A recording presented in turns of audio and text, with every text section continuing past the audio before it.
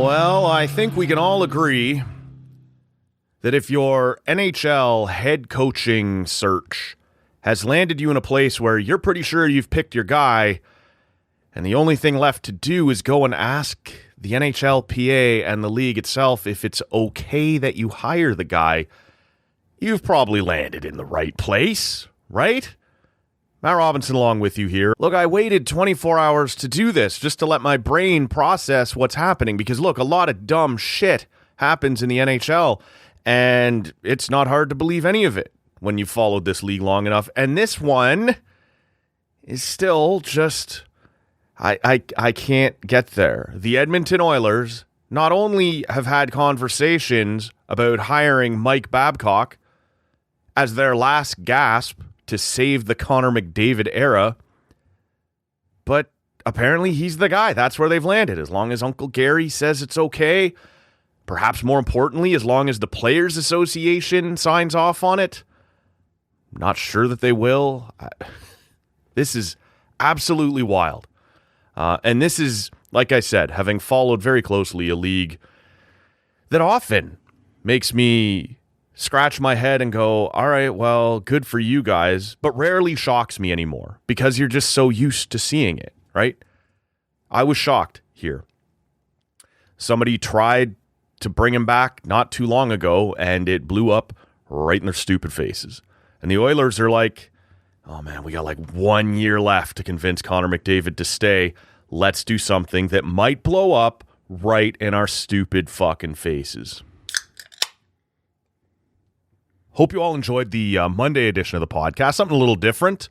All World Cup all the time with our buddy AJ Jakubek. Nobody brings as much passion for FIFA, at least in our world, as AJ. It was fun to talk to him. We are kicking off the World Cup here in Canada. This is, no matter what you think of soccer, and I am not, as you guys know, the biggest soccer guy in the world, but the World Cup is being partly hosted in our country.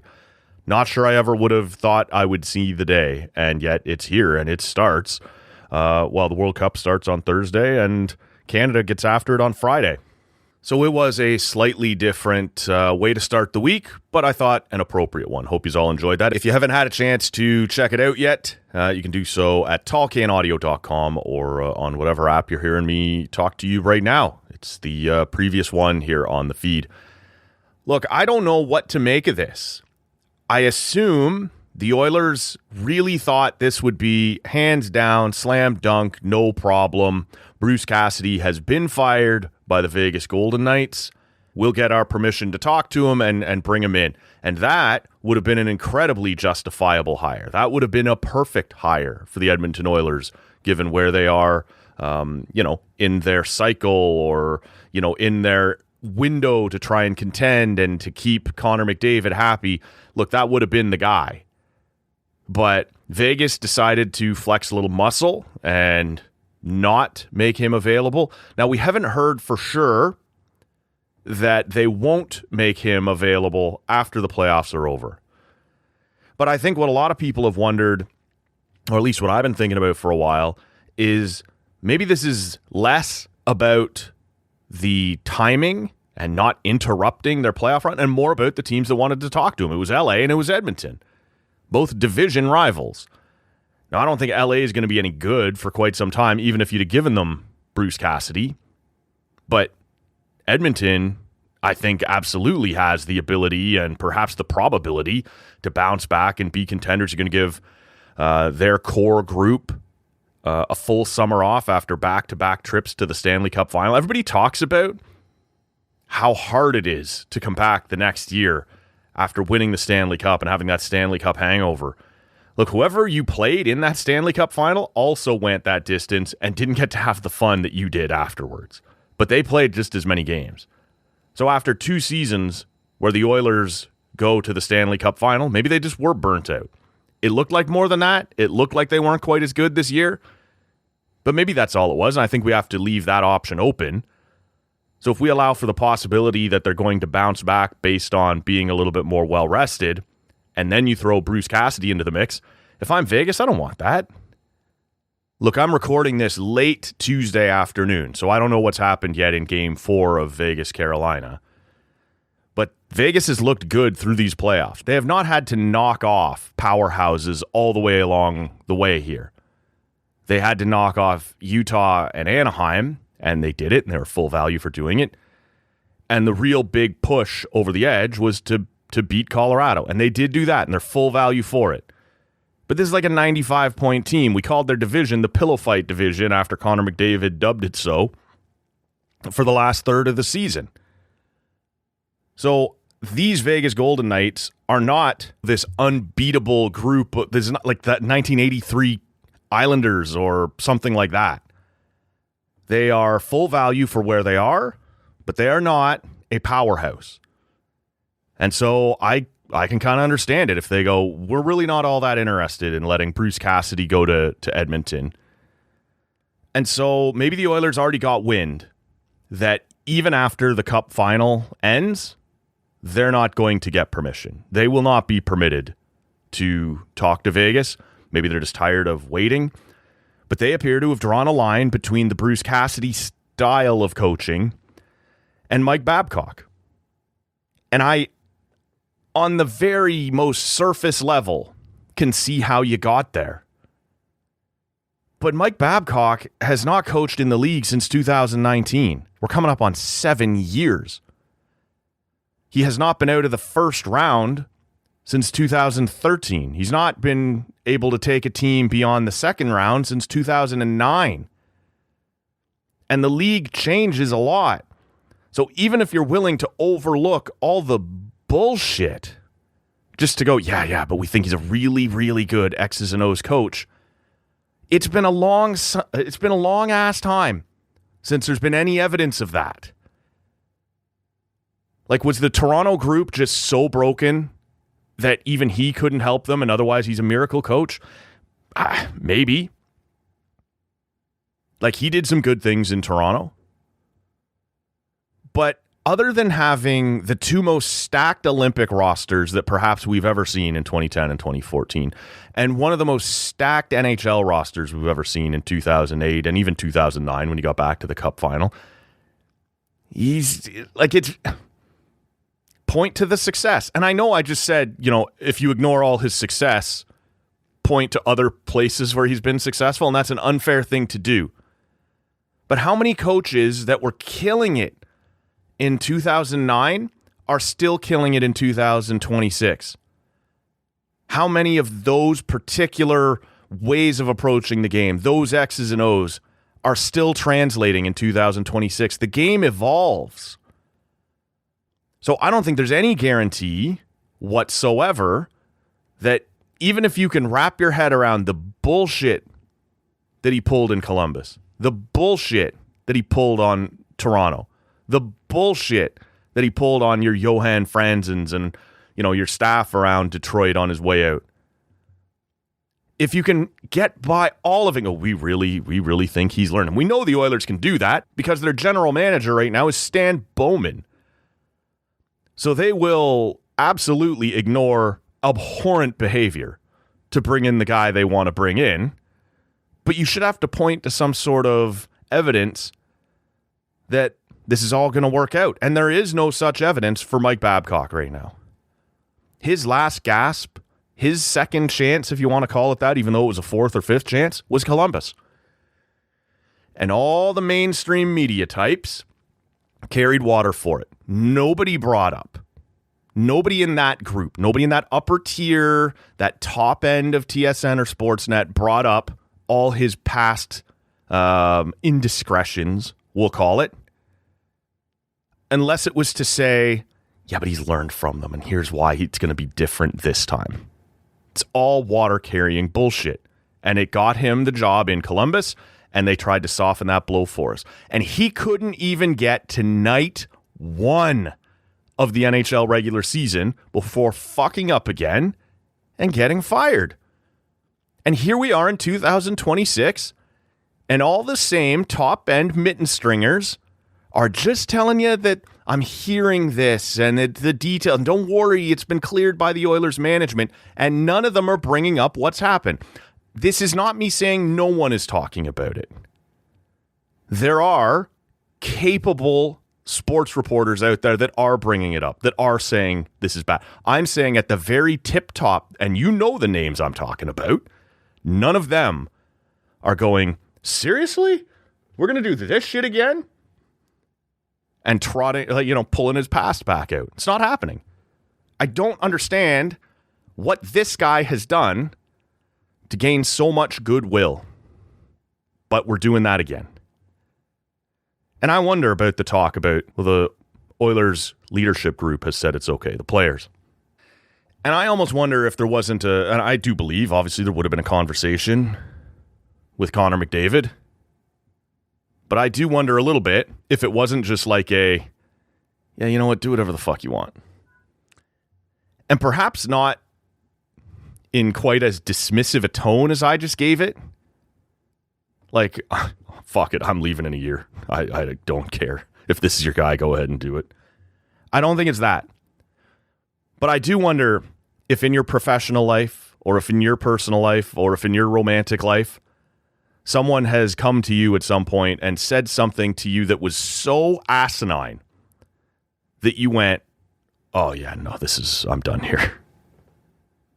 Like, I'm not saying Connor McDavid might have said yes to the Mike Babcock thing because he already knows he's leaving and this and that. I'm saying in that very moment, someone said, hey, what about Mike Babcock?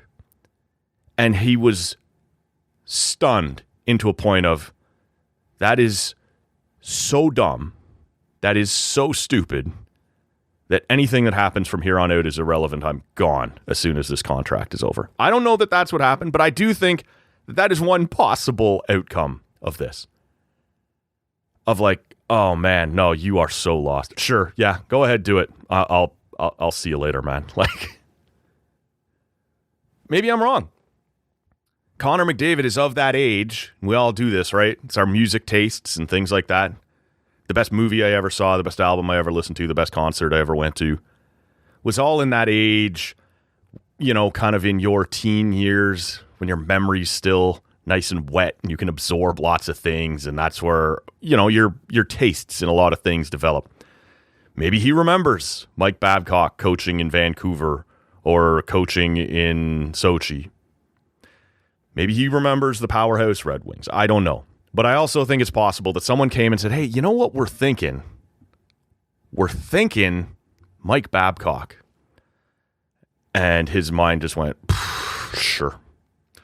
Yeah, I love that for you. Why don't you go and do that? Because I'm already planning my exit to wherever, San Jose or Anaheim, maybe one of those sunny climates that's got a bright young future ahead. I don't know. I'm hearing people talk about Montreal and whether they could. I don't know. Who cares? I just think there's a possibility that you come to Connor McDavid and say, hey, I know you need to see some big moves out of us, and what we're thinking for you is a guy who hasn't coached in the league since 2019. The last team that gave him an opportunity had to fire him before he ever coached a game, and who hasn't done anything significant in the playoffs since 2009. You like it, Connor? Are you in with us, buddy? Sure. Go for it. Speaking of absolutely asinine requests, Dylan Larkin, I want to cover this here for a minute, has 5 years left on an 8-year contract that he signed with the Detroit Red Wings. And he made it clear earlier this week, I don't know. I think I'd like to be traded. I think I'd like out of here. And that on the face of it isn't unreasonable, although you are the captain of this group. And you demanded to be paid like a 1C despite not being a true 1C. And the real point of it, look, I get it. Detroit has fallen short a whole pile of times when it looks like they were ready to remake the playoffs or rejoin the land of the competitive. And he's gotten tired of it. And that, in principle, is fine. But you've been a pretty significant part of those failures. And so this feels very much like, yeah, fuck it, I'm gone. And the problem arises with the fact that he has a no-move clause. And he, by all reports, and the most credible one, comes from Helene Elliott, who covers Detroit, has for a long time. She's very plugged in. He gave 3 teams that he would consider going to. The win all the time Florida Panthers and Vegas Golden Knights. No tax states also. And the Minnesota Wild, who are run by Bill Guerin, who he would have got to know through the Olympic and Four Nations process here. And are also, I guess, set up for success. I don't know how long Quinn Hughes is going to stay. We'll see what that's all going to look like. They have tremendous strength on the blue line and up the wings. Everyone has been able to see for quite some time what they're missing is some center depth. I would indeed call Dylan Larkin center depth. I would not call him the game-breaking 1C that they need, but maybe with their depth on the wing, he is the type of guy that would suffice in that role. But you kind of look at it, or at least I do, and go, yeah, go fuck yourself. You've got 5 years left on your contract. The reason that Quinn Hughes gets to come to you and do this to the Vancouver Canucks is because he's got a year and a half left, and he's made it pretty clear, look, we can talk in the summer about an extension, but even then I'm going to be ready to go. There are lots of rumors about Austin Matthews and about Brady Tkachuk, who both have 2 years left. So a similar situation to what Quinn Hughes was dealing with, in the sense that I'm really just going to play out this year. By the time we get to next summer and you approach me about an extension, I'm going to say no and force you to trade me, so maybe you should just trade me now. None of that has been verified, but that has been rumored, right, around both Matthews and around Brady Tkachuk. You can draw the line back to Matthew Tkachuk in Calgary, who, as much as I hate the guy, never demanded a trade out of Calgary. He said to Calgary with 1 year left, I won't be re-signing in a year. Like, there is nothing that we can talk about here between the time where, you know, we're sitting right now and when I hit UFA status in a year that will get me to stay. So I'm happy to stay here and play out the year. Or if you want to trade me now, I'll give you some teams that I'm prepared to go to, and, you know, we can get this process started and you can get some assets for me. Dylan Larkin has 5 years left. We've talked about this before on the show. I'm a players guy. On the side of millionaires versus billionaires, I guess I'll side with the millionaires. Side with labor, right? All of that kind of stuff. But this is idiotic. Like, what have you done to help the Detroit Red Wings get over the hump? You want to talk about teams letting him down and maybe he needs to move on from? In his last 43 games this year, while the Red Wings were life and death, while the Red Wings were in a playoff spot up until March 1st again and collapsed in March again, Dylan Larkin had one 5-on-5 goal in his last 43 games. What did you do to help? And so now it's just like, well, this kind of sucks. I don't like losing. I'm not capable of helping you win. So if you could kind of do some heavy lifting here and ship me off to a place where I wouldn't have to be the guy, where someone else is capable of doing the heavy lifting, preferably in a no-tax state, if you don't mind, that'd be great. Thanks. If I'm Steve Yzerman, I'm saying one thing to you. Expand your list or see you at training camp, fuckhead. This is one of the most ridiculous things I've ever seen. You got 5 years left. Like I said, Brady Tkachuk, Austin Matthews, Matthew Tkachuk, Quinn Hughes, some of these guys, whether they do it, whether they did it, they had some semblance of leverage. You're being paid as a number one center with 5 years left on his deal who can't produce like a number one center. And you would like me to trade you to one of 3 teams who have nothing left of value to give me because they've been trading away assets for years to contend. No, is my answer, Dylan Larkin. Come back to me with 8 teams or 12 teams or 16 teams, or shut your mouth and I'll see you at training camp. You spoiled fuck. What a ridiculous... hi, I'm not producing and I'm not very good, and consequently my team isn't very good. Can you send me to a team that's already good even though they can give you nothing? No. I happen to believe Steve Yzerman is fairly overrated as a hockey executive, as a general manager. If you still believe that those Tampa Bay championships are because of the work that Steve Yzerman did and not because of the work that Julien Brisebois did, despite the vastly different routes that the Red Wings and Tampa Bay Lightning have taken since those two parted ways, I don't know what to tell you. I can't help you. But to me, it all seems pretty clear. But if I'm Steve Yzerman, I'm telling Dylan Larkin to kick rocks, man. Do not come to me. Like I said, I'm a player's guy. If you want to move on, if you think Steve Yzerman is that bad of an executive or you're unhappy in your current working environment, sure. And good for you for having been able to negotiate a no-move clause in case they had come to you and said, I know we negotiated this in good faith, but we want to move you. In that moment, you absolutely get to say, no. I'm signed here, I live here, I work here, I'm staying here. But to think with 5 years left on your deal that you are not living up to, you get to go to management and say, send me where I want to go, despite it having no upside whatsoever for the team. No, that's dumb. Come with a real offer. Here are 16 teams I would be willing to go to. Here are 12 teams I would be willing to go to, but I'm leaving. Short of that, you're a dipshit, and I got no time to talk to you, man. I'll see you at training camp. Probably not with a C on your shirt.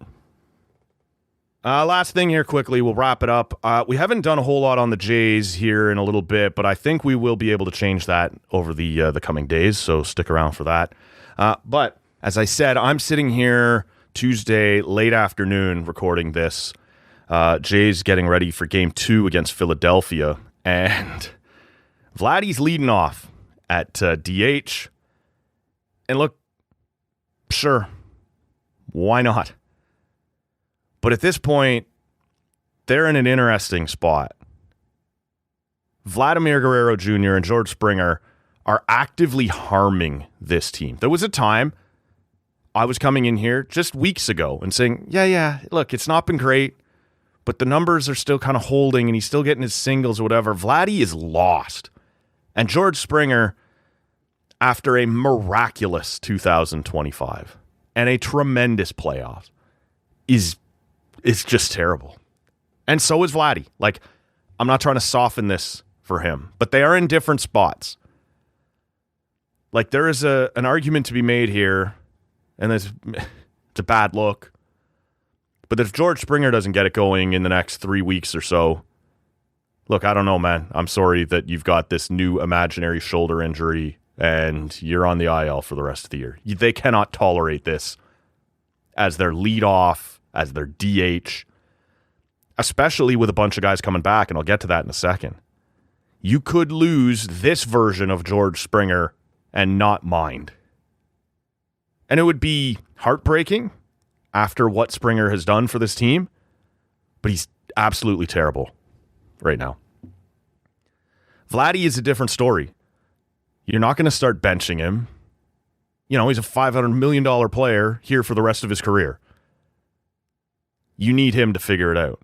And so if we look at this same 3-week period that I just gave George Springer, if George Springer doesn't figure it out, George Springer is just done with you for the year.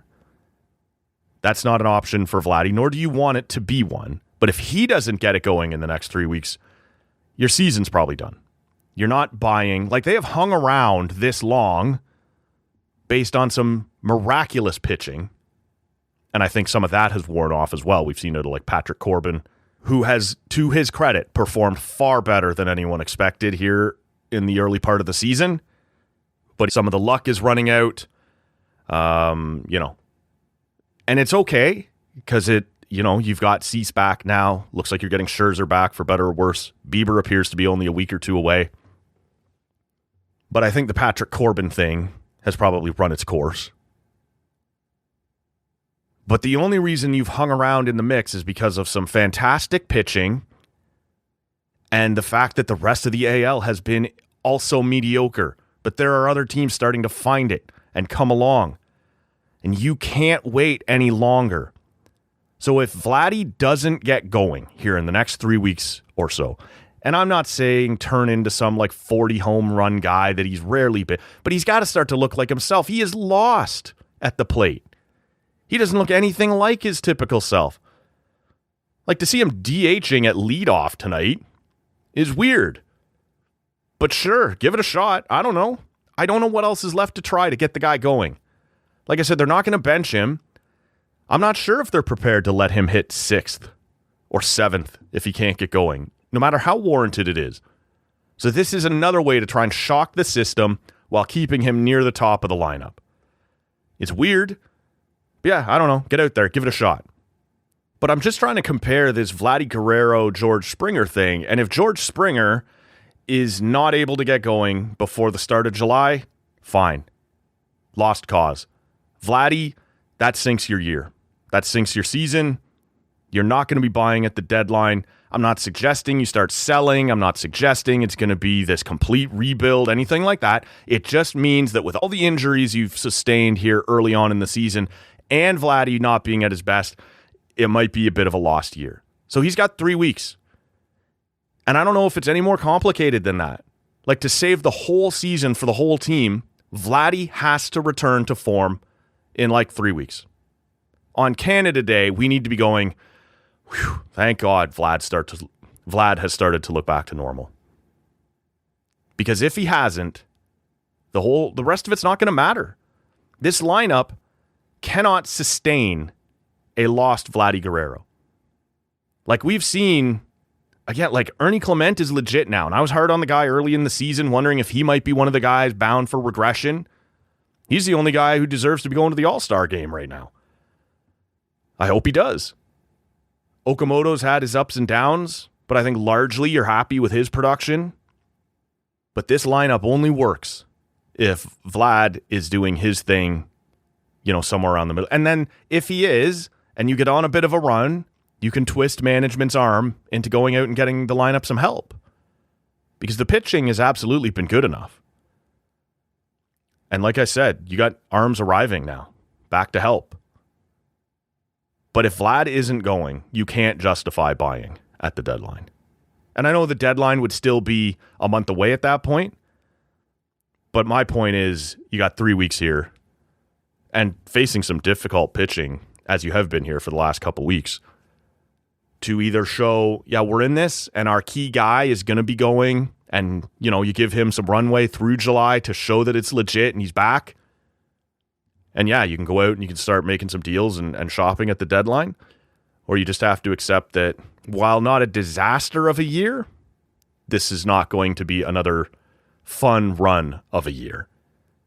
And look, as I sit here today, I believe they're tied for the last wild card spot, maybe out of it by a half game. So, you're still in it. I just think it's horribly foolish to believe that the rest of the American League is going to stay this bad all summer long. It's not going to work that way. So Vladdy has to get going. He and George Springer right now are sinkholes in your lineup. It's not just that it's not as good as you'd hoped. It's actively bad, and it is actively harming this team. All right. We may have something for you on Thursday morning. Not certain yet. We'll see how that shakes loose. But on Friday morning, we will rejoin our buddy Andy Nita, who's got a couple things to talk about. He'll be in studio for that, so stick around.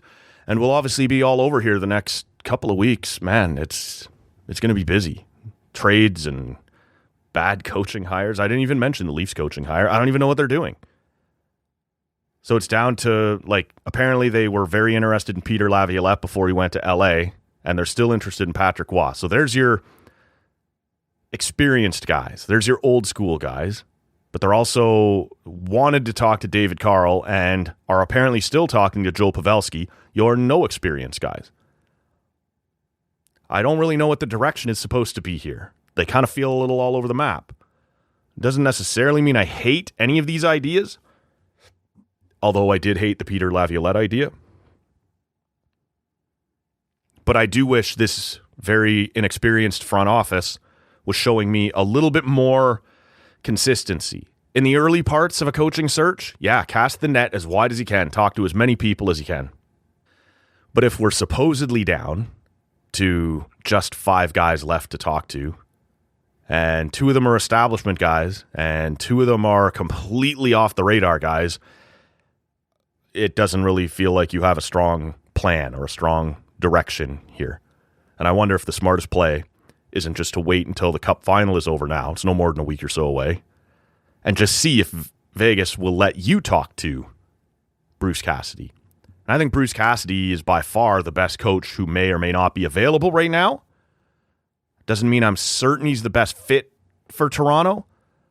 But I do think you've come this far, you've taken this long. Why not wait a week and see if Vegas's big thing was just we're not letting Bruce Cassidy work within our division. And maybe they would let him work in Toronto. At this point, it's worth having the conversation at the end of the Stanley Cup final. Because the other thing I would worry about is this completely inexperienced front office hiring a completely inexperienced head coach.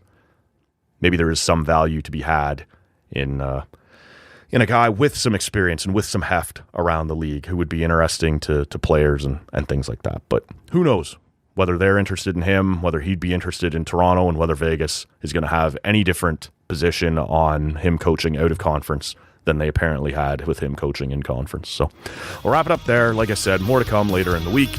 Until then, my name is Matt Robinson. Thanks for listening. We'll catch you on the next one.